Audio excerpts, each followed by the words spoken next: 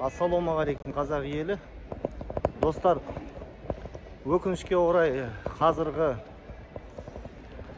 мынау оппозиция сымақтар бәрі билікпен келісіп, енді басқаша айта алмаймын. Қалай қанды қаңтарда өз халқына оқ атуға бұйрық берген адамның парламентіне, соның үкіметіне, соның маслихатына кіріп жатқан адамдарды мен өз басым түсінбеймін. Иә, маған да қалуға болар еді Қазақстанда. Қалып, депутат болып, өтірік қазақ тілі деп, ұлтшылмын деп, Арман Шораев, Ринат Зайытов, Абзал Құспан, Мұхтар Тайжан, тағы да белсенділер бар. Сол белсенділерге айтарым, сонда сіздер қанды қаңтарда қаншама қазақтың қанын төккен биліктің үкіметіне барып бірдемесе шешейін деп жатсыңдар ма? Сендер өздерін сенесіңдер ма?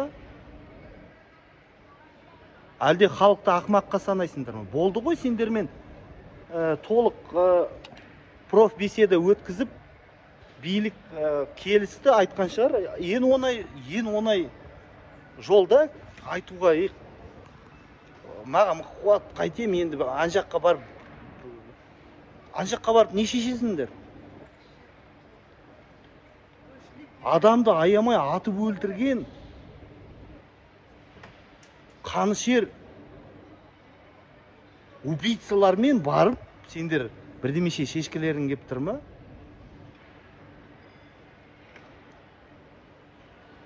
Сендер сатқынсыңдар.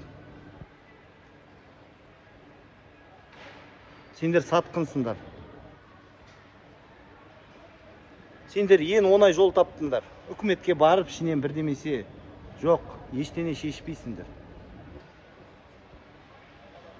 Сендерді әдейі кіргізет, халықты алдау үшін, иә, мынандай ақын патриоттар. Сендер тағы халықты 30 жыл алдайсыңдар. Нұрлан Албан, Мұхтар Тайжан, Абзал Құспан, Арман Шораев, Ермурат Бапи.